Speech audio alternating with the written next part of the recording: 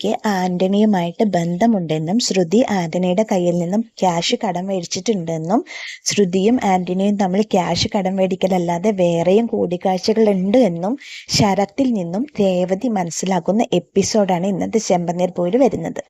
ആ കാര്യം രേവതി ശ്രുതിയോട് നേരിട്ട് ചോദിക്കുന്നുണ്ട്. വേറെ ഒന്നും കൊണ്ടല്ല, ശ്രുതിയുടെ മുഖത്തെ കള്ളത്തരം മനസ്സിലാവാൻ വേണ്ടിയിട്ടാണ് രേവതി ശ്രുതിയോട് നേരിട്ട് ചോദിക്കുന്നത്.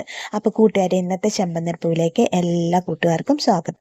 അങ്ങനെ ശ്രുതിയുടെ ഡീലർഷിപ്പ്, അഭിലാഷ് സാറുമായിട്ടുള്ള ഡീലർഷിപ്പ് പോവേണ്ട സമയത്താണ് സച്ചി രവീന്ദ്രനും കൂടി ഇടപെട്ട് ആ ഡീലർഷിപ്പ് ശ്രുതിക്ക് തന്നെ തിരിച്ചു കിട്ടുന്നത്. അതിൻ്റെ പേരിൽ വീണ്ടും സച്ചിക്ക് രേവതിക്കും പഴി കേൾക്കേണ്ടി വരുന്നുണ്ട്. ചന്ദ്രമതി പറയേണ്ട എങ്ങനെയെങ്കിലും 50 ലക്ഷം രൂപ ഇവരുടെ മേത്ത് കൊണ്ടിട്ട് കൊടുത്താൽ ഇവരുടെ ഈ വലിയ മെയിനാവുന്ന സ്വഭാവമൊക്കെ നിൽക്കുമല്ലോ. അപ്പം ശ്രുതിക്ക് ഇത്തിരി സമാധാനം ഉണ്ടാവും. എങ്ങനെയെങ്കിലും 50 ലക്ഷം അവർക്ക് കൊടുക്കണം. ശ്രുതി, നീ നിന്റെ ഇളയച്ചനോട് പറഞ്ഞ 50 ലക്ഷം രൂപ ഏർപ്പാടാക്കുന്നൊക്കെ ചന്ദ്രമതി പറയേണ്ടായിരുന്നു. ശ്രുതി പട്ടേക്കാണ്. എന്നിട്ട് ഇങ്ങനെ റൂമിൽ വന്നിരുന്ന ശ്രുതി ഇങ്ങനെ ആലോചിച്ചിരിക്കുന്ന സമയത്ത് ശ്രുതി വന്നിട്ട് പറയണം, എങ്ങനെയെങ്കിലും ആ 30 ലക്ഷം രൂപ തട്ടിക്കൊണ്ടുപോയവനെ കണ്ടുപിടിച്ചിട്ട് ആ 30 ലക്ഷം രൂപ മേടിക്കണം എന്നൊക്കെ പറയണം. അപ്പോൾ ശ്രുതി പറയണ, ശരി, ആ 30 ലക്ഷം രൂപ മേടിച്ചിട്ട് വേഗം അങ്കിളിന് കൊടുക്കണം എന്ന് പറയണം. അപ്പോൾ ശ്രുതി പറയണം, അങ്കിളിന് അച്ഛനെന്തിനാ കൊടുക്കണേ? ആ 30 ലക്ഷം രൂപ കൊടുത്തിട്ട് അഭിലാഷ് സാറിനെ അയച്ചാൽ മാത്രമേ സബ് ഡീലർമാർക്കുള്ള പ്രൊഡക്റ്റ് കിട്ടുള്ളൂ. ഇല്ലെങ്കിൽ അവരുടെ മുമ്പിൽ ഞാൻ നാണം കെട്ടില്ല, അല്ലെങ്കിൽ എല്ലാവരുടെയും മുമ്പിൽ വെച്ചിട്ട് ഞാൻ നാണം കെട്ടും. ഇനി ഇതിലും കൂടുതൽ നാണം കെട്ടാൻ എനിക്ക് വയ്യ. എങ്ങനെയെങ്കിലും അവനെ കണ്ടുപിടിച്ചിട്ട് ആ 30 ലക്ഷം രൂപ തിരിച്ചു മേടിക്കണം. അത് സച്ചി കണ്ടുപിടിക്കാന്ന് പറഞ്ഞിട്ടില്ലേ എന്ന് ചോദിക്കാണ് ശ്രുതിയോട്. സച്ചി കണ്ടുപിടിക്കാന്ന് പറഞ്ഞിട്ട് വെറുതെ ഇരുന്നാൽ മതിയോ? നമുക്ക് അന്വേഷിക്കണ്ടേ?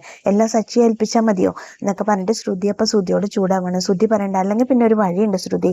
30 ലക്ഷം രൂപ തിരിച്ചു കിട്ടിക്കഴിഞ്ഞാൽ അത് നമുക്ക് എന്തായാലും ഡീലേഴ്സിന് സാധനങ്ങൾ പ്രൊഡക്ട്സ് കൊടുക്കാം. പക്ഷേ നീ ഒരു കാര്യം ചെയ്ത് നിന്റെ ഇളയച്ചനോട് ചോദിച്ചിട്ട് പൈസ മേടിക്കും. അപ്പം നമുക്ക് ആ പൈസ ഇവരുടെ മുഖത്ത് വലിച്ചെറിഞ്ഞ് കൊടുക്കാന്നൊക്കെ പറയുമ്പോൾ ശ്രുതി പറയും, ഇത്തിരെങ്കിലും ഉളുപ്പുണ്ടോ ശ്രുതിക്ക് എൻ്റെ അച്ഛനോടും എൻ്റെ ഇളയച്ചനോടും പൈസ ചോദിക്കാൻ? ഇത് എന്താ, അത് എപ്പോഴും എന്തൊരാവശ്യം വന്നാലും ഞാൻ ചോദിക്കണം എന്നുള്ള നിലപാട് ഇത് ശരിയാണോ ശ്രുതി? അവരെന്താ വിചാരിക്കുക? ഒന്നും ഇല്ലാത്ത ഒരു വീട്ടിലേക്ക് എന്നെ കല്യാണം കഴിച്ചു കൊടുക്കുന്നതല്ലേ അവർ വിചാരിക്കുക?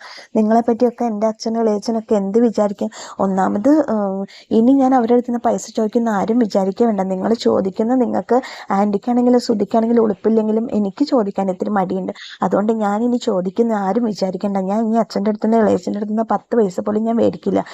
നിങ്ങളൊക്കെ പറയുമ്പോൾ കാശ് തരാൻ എൻ്റെ അച്ഛൻ അവിടെ ജയിലിൻ്റെ ഉള്ളിൽ പണം കുലുക്കുമെന്നല്ല എന്നൊക്കെ അവൻ്റെ ശ്രുതി വല്ലാണ്ട് ഷൗട്ട് ചെയ്യാണ്.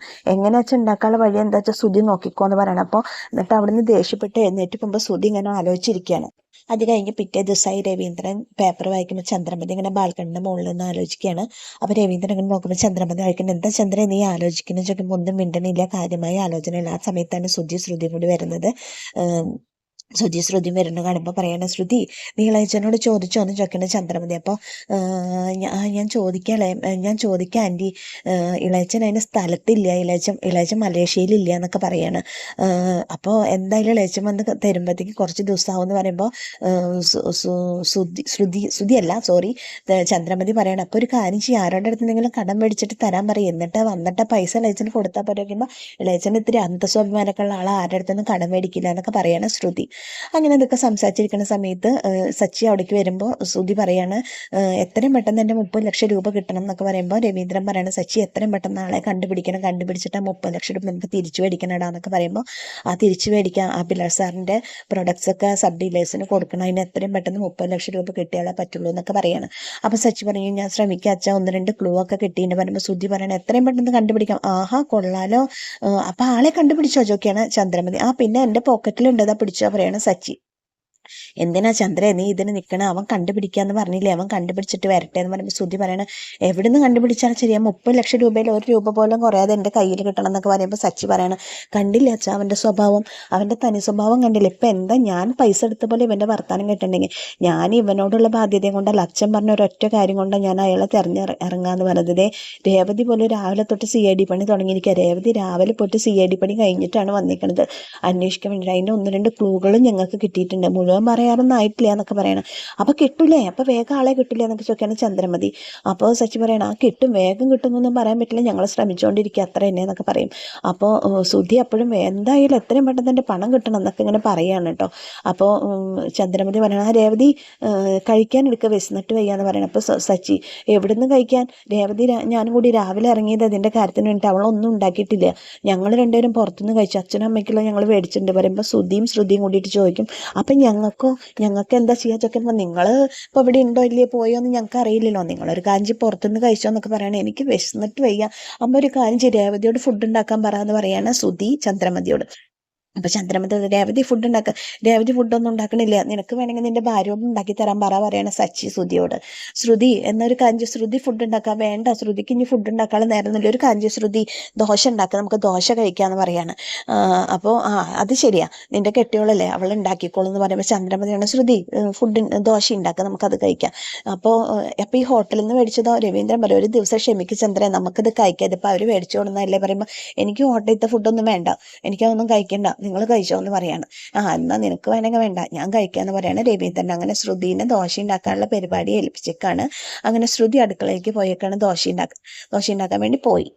ഈ സമയത്ത് രേവതി കുളി കഴിഞ്ഞ് വരുമ്പോൾ ശരത്തിൻ്റെ ഫോൺ വരാണ്. ശരത്തിൻ്റെ ഫോൺ വന്നിട്ട് ശരത്ത് പറയുന്നുണ്ട് രേവതിയോട്, ശ്രുതി പൈസ ആൻ്റണിയുടെ അടുത്ത് നിന്ന് കടം മേടിക്കുന്നുണ്ട്, അത് കൂടാതെ ഇവർ തമ്മിൽ വേറെയും കണ്ടുമുട്ടലുകളുണ്ട്, ഇവർക്ക് എന്തൊക്കെയോ കള്ളത്തരങ്ങളുണ്ട് എന്നൊക്കെയുള്ള ഞെട്ടിപ്പിക്കുന്ന സത്യം ശരത്തിൻ്റെ വായിൽ നിന്ന് രേവതി തിരിച്ചറിയാണ്. എന്നിട്ട് സച്ചി അവിടെ വരുമ്പോൾ രേവതി ഇതൊക്കെ പറയുമ്പോൾ സച്ചി പറയാം, അല്ലെങ്കിൽ പാർലറായിട്ടത്തെ ഒരു ഫ്രോഡ്, അവരെ കണ്ടാൽ തന്നെ നമുക്ക് മനസ്സിലാവും, എന്തായാലും ഇതിൻ്റെ സത്യം നമുക്ക് തെളിയിക്കണം രേവതി, എന്തായാലും ഇതിൻ്റെ സത്യം കണ്ടുപിടിച്ചേ പറ്റൂ. അപ്പോൾ സച്ചേട്ടാ, എനിക്ക് തോന്നുന്നു ഇപ്പോൾ ആ ശരത്തിൻ്റെ വീഡിയോ പുറത്തായതിന് പിന്നിൽ ശ്രുതിയാണോ എന്ന് എനിക്ക് സംശയമുണ്ട് എന്നൊക്കെ പറയേണ്ട രേവതി. സംശയമായിട്ട് കാര്യമില്ലല്ലോ അല്ലേ സച്ചേട്ടാ, നമുക്ക് അതിൻ്റെ തെളിവ് കിട്ടണ്ടല്ലേ എന്നൊക്കെ പറയേണ്ട രേവതി. അതേ, തെളിവടക്കം നമ്മൾ കണ്ടുപിടിച്ചാലേ ശരിയാവും, നമ്മളത് കണ്ടുപിടിക്കുക രേവതി എന്നൊക്കെ പറയണ സച്ചി രേവതിയോട്. ഈ സമയത്ത് ശ്രുതി അടുക്കളയിൽ ദോശ ചുടുന്നുണ്ട്, അടുത്ത് വർഷ ഇരിക്കുന്നുണ്ട്. അപ്പോൾ ശ്രുതിയുടെ ദോശയൊക്കെ കരിഞ്ഞു പോകാൻ ശരിയാവണല്ലോ, എന്താ ശ്രുതി ചേച്ചി ഇത്, കുറേ നേരമായാലും ഒരു ദോശയും അംഗം വിട്ട് തുടങ്ങിയിട്ട് വർഷ ഇരുന്ന് കളിയാക്കി ചിരിക്കണം. നീ കളിയാക്കൊന്നും വേണ്ട, അല്ലെങ്കിൽ ഇപ്പോൾ എനിക്ക് വീട്ടിലൊരു വിലയിലില്ല, എല്ലാവരും എന്നെ കളിയാക്കിക്കൊണ്ടിരിക്കുകയല്ലേ എന്നൊക്കെ പറയണം. അല്ല ചേച്ചി അങ്ങനെ ചെയ്തുകൊണ്ടല്ലേ പറഞ്ഞത്, ചേച്ചി ഒരു കാഞ്ചി രേവതി ചേച്ചി ഉണ്ടാക്കണ പോലെ ഒരു ചായ എനിക്ക് ഉണ്ടാക്കിത്താ എന്ന് പറയണം. എനിക്കൊന്നും പറ്റില്ല, അല്ല അതുപോലത്തെ ചായ എനിക്ക് കിട്ടണം, ഉണ്ടാക്കിത്താ, ശരി ഞാൻ ഉണ്ടാക്കി തരാമെന്ന് പറഞ്ഞിട്ട് അങ്ങനെ ഇപ്പുറത്ത് ദോശ ചുടുന്നതൊന്നും ശരിയാവില്ല, ആകെ കരിഞ്ഞിട്ടാണ് പോണത് കേട്ടോ. എന്നിട്ട് ഇപ്പുറത്ത് ശ്രുതി വർഷയ്ക്ക് ചായ വെക്കുകയാണ്. ഈ സമയത്ത് രേവതി വന്നിട്ട് പറയും, ശ്രുതി എന്താ കാണിക്കണേ, ഇത് എന്താ ചെയ്യണമെന്ന് ചോദിക്കുമ്പോൾ, ഞാൻ ദോശ ഉണ്ടാക്കേണ്ടത് നിനക്ക് കാണാമല്ലോ ചോദിക്കണം, ഇത്രയും തീ പാടില്ല ശ്രുതി, തീ കൂടിയ ദോശ കരിയല്ലേ ഉള്ളൂ, തീ കുറയ്ക്കണം ആദ്യം എന്നൊക്കെ പറയണം. വാ ഞാൻ കാണിച്ചു തരാം എന്നൊക്കെ പറയണം. കാണിച്ചു തരാം, ഇപ്പം എനിക്കൊന്നും അറിയാത്ത പോലെ എന്നൊക്കെ പറഞ്ഞിട്ട് ശ്രുതി നിന്ന് പിറുപിറുക്കാണ്.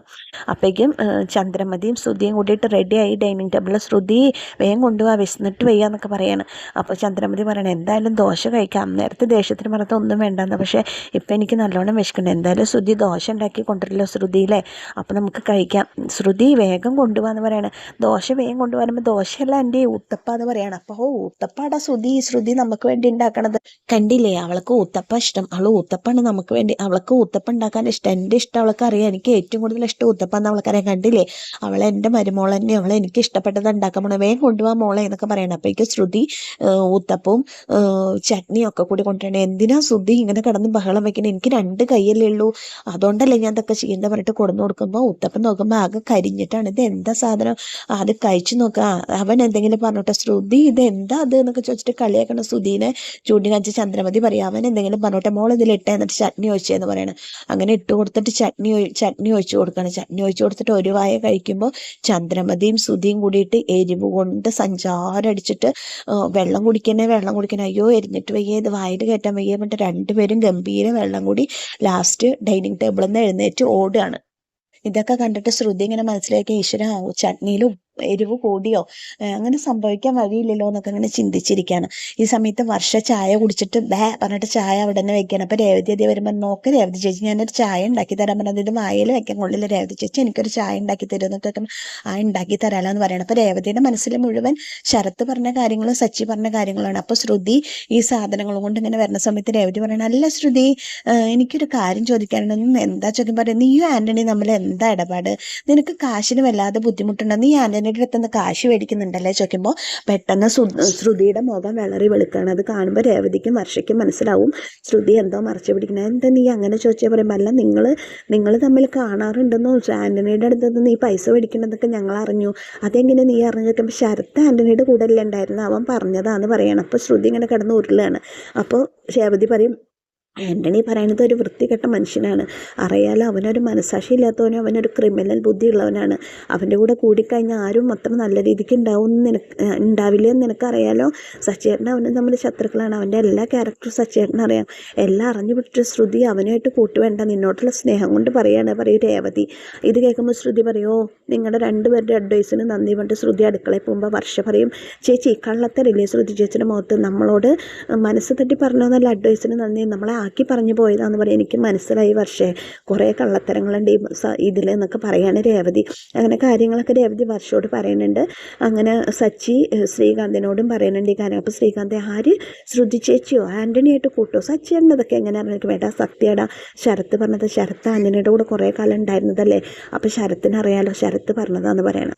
അപ്പം ശ്രീകാന്ത് പറയും എനിക്കിത് വിശ്വസിക്കാൻ പറ്റില്ല, ഇത് സത്യനെ പറയുമ്പോൾ ശ്രുതി അധികം നടന്നു വരുന്നുണ്ടാവും. അപ്പോൾ സച്ചി പറയും നീ അവനോട് ചോദിച്ചു നോക്കി വെക്കുമെന്ന് പറയാണ്. അപ്പോൾ അവൻ നടന്നു വരുമ്പോൾ ശ്രുതിയേട്ടാ ഒരു കാര്യം ചോദിക്കട്ടെ, എന്താടാ ചോദിക്കുമ്പോൾ പറയും അല്ല ശ്രുതിയേട്ടാ ശ്രുതി ചേച്ചിക്ക് പൈസയ്ക്ക് ഭയങ്കര ബുദ്ധിമുട്ടുണ്ടല്ലേ, ശ്രുതി ചേച്ചി പൈസ കടം മേടിക്കണല്ലോ, ശ്രുതിയോ എന്തിന് പൈസ കടം മേടിക്കണം, എവിടുന്ന് അവൾ മേടിക്കണം, ഞാനൊന്നും അറിഞ്ഞില്ലല്ലോ എന്ന് പറയണം. അല്ല ശ്രുതി ചേച്ചി ആ ടൗണിലെ ക്രിമിനലില്ലേ ആൻ്റണി പറഞ്ഞിട്ടുള്ള ഗുണ്ട സച്ചിയേട്ടനായിട്ട് അടി ഉണ്ടായത്, അവൻ്റെ അടുത്ത് നിന്നൊക്കെ പൈസ മേടിച്ചിട്ടുണ്ടല്ലോ, നിനക്കെന്താ അവൾക്കൊന്നും അതിൻ്റെ ആവശ്യമില്ല, അവൾ മേടിച്ചിട്ടൊന്നുണ്ടല്ലോ ഉണ്ടെന്നേ, അതെങ്ങനെ നീ അറിഞ്ഞ എന്നോട് സച്ചേട്ടൻ പറഞ്ഞത്, സച്ചിയോ ഇവൻ പറഞ്ഞത് വിശ്വസിച്ചിട്ടാണ് നീ ഇരിക്കുന്നത്, ഇവൻ വാ തുറന്ന നോണയല്ലേ പറയുള്ളൂ, ഇവൻ പറയണതൊക്കെ ശുദ്ധ പൊട്ടത്തരങ്ങളല്ലേ എന്നൊക്കെ പറയുമ്പോൾ അല്ല ശരത്ത് ആൻ്റണിയുടെ കൂടെ ഉണ്ടായിരുന്നില്ലേ, ശരത്ത് പറഞ്ഞിട്ടാണ് ഞാൻ അറിഞ്ഞത്, ശരത്തിനറിയാം ശ്രുതിയും ആൻ്റണി തമ്മിൽ കാണാൻ ആൻ്റണിയുടെ അടുത്ത് നിന്ന് പൈസ മേടിച്ചിട്ടുണ്ട് എന്നൊക്കെ ശരത്തിന് അറിയാമെന്ന് പറയുമ്പോൾ ശ്രുതിക്ക് മനസ്സിൽ ഇങ്ങനെ ഒരു സംശയത്തിൻ്റെ തീക്കനൽ വന്ന് വീണു കേട്ടോ. അപ്പോൾ ശ്രുതി ഇങ്ങനെ ആലോചിക്കുക എന്തിനു ശ്രുതി ആൻ്റണിയുടെ അടുത്ത് നിന്ന് പൈസ മേടിക്കണം, ശ്രുതിക്ക് എന്താ അതിൻ്റെ ആവശ്യം, എന്നിട്ട് എന്നോടൊരു വാക്ക് പോലും പറഞ്ഞില്ലല്ലോ, അവളിപ്പോൾ എന്തിനാ അത് മേടിച്ചേക്കണം എന്നൊക്കെ ഇങ്ങനെ ശ്രുതി ആലോചിച്ചുകൊണ്ടിരിക്കുകയാണ് കേട്ടോ. സ്വന്തം ഭാര്യ കള്ളത്തരം കാണിക്കുന്നുണ്ടോ എന്നിങ്ങനെ ചിന്തിക്കുകയാണ്. അങ്ങനെ ശ്രുതിയും ആൻ്റണിയും തമ്മിലുള്ള ആ ഒരു റിലേഷൻ പുറത്ത് വന്നില്ല എന്നുള്ള അവസ്ഥയിലാണ് ഇന്നത്തെ എപ്പിസോഡിൻ്റെ ക്ലൈമാക്സ് വരുന്നത്. അപ്പോൾ എന്നത്തെയും പോലെ എൻ്റെ കഥ കേട്ടോ ഇഷ്ടപ്പെട്ട കൂട്ടുകാർ എൻ്റെ ചാനലൊന്ന് ലൈക്ക് ചെയ്യുക, ഷെയർ ചെയ്യുക, സബ്സ്ക്രൈബ് ചെയ്യുക. ഇതുവരെ നിങ്ങൾ തന്ന സപ്പോർട്ടിന് എല്ലാവരോടും ഒരുപാട് നന്ദിയുണ്ട്. അപ്പോൾ എല്ലാവർക്കും താങ്ക് യു.